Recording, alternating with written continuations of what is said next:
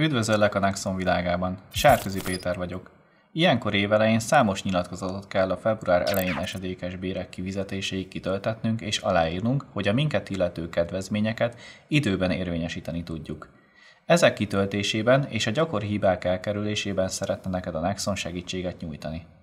Ha a munkáltatód rendelkezik a Nexon Port önkiszolgáló rendszerben a dokumentumok modullal, úgy a kitöltendő dokumentumokat a Nexon Port felületén elektronikus formában megtalálod. Nincs más dolgod, mint a dokumentumok csempére kattintani. Ha a munkáltatód nem rendelkezik ezzel a modullal, akkor a kitöltendő dokumentumokat a NAV honlapján, a nav.gov.hu oldalon megtalálod. Itt elérsz egy olyan felületet is, az onya.nav.gov.hu oldalon, mely programmal egyszerűen elkészítheted az adóelőleg nyilatkozatokat. Mindegyik nyilatkozatról általánosan elmondható, hogy minden évben újra ki kell töltened, mégpedig 2 példányban, amit a munkáltatódnak, kifizetődnek kell leadni. Egy példányt vissza fogsz kapni, miután a rájuk vonatkozó részt kitöltötték.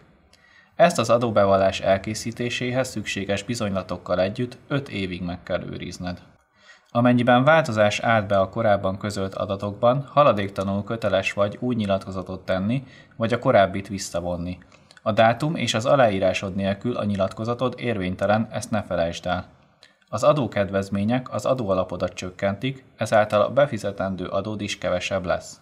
Ha a kedvezményt jogalap nélkül kéred, és így az adóbevallásodban 10 000 forintot meghaladó befizetési kötelezettséget keletkezik, akkor ennek 12%-át különbözeti bírságként kell megfizetned az adó hátralékával együtt. A kitöltési és leadási határidőt egyeztesd a munkáltatóddal, kifizetőddel. Ne feledd, hogy a határidőn túl leadott nyilatkozatok már csak a következő fizetésednél vehetők figyelembe. Most 6 részben mutatjuk be az évelei adókedvezménynyilatkozatokat.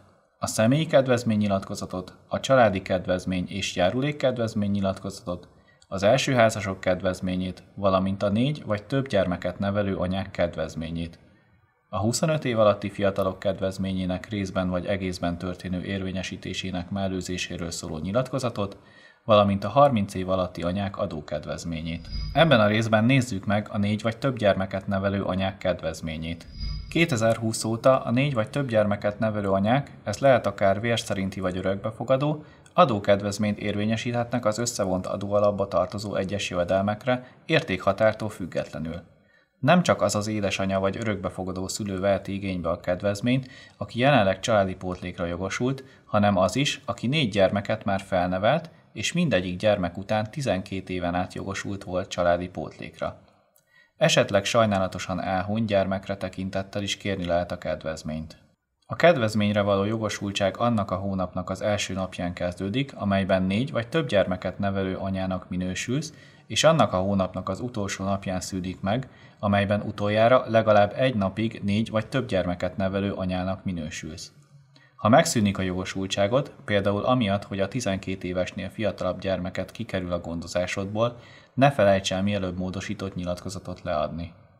A 4 vagy több gyermeket nevelő anyák kedvezményét minden más kedvezményt megelőzően érvényesíti a munkáltató, kifizető.